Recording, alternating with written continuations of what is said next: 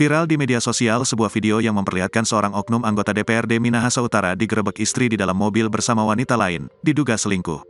Dilihat dari video yang diunggah akun Instagram, Rabu tanggal 5 Juli tahun 2023, nampak awalnya istri dari anggota DPRD Minahasa Utara itu menghampiri mobil putih yang terparkir di halaman sebuah rumah.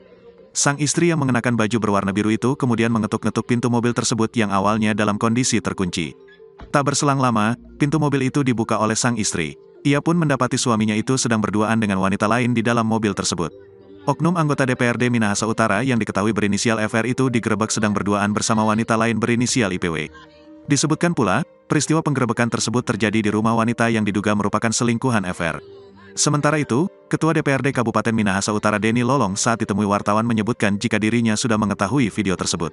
Denny mengatakan bahwa hal itu adalah kewenangan dari Badan Kehormatan DPRD Minahasa Utara untuk melakukan pemeriksaan terhadap oknum anggota dewan yang bersangkutan. Bisa kita kemudian berkenalan kita dengan dia. Gimana sih kita berkenalan dengan dia? Keluar. Sini kok keluar.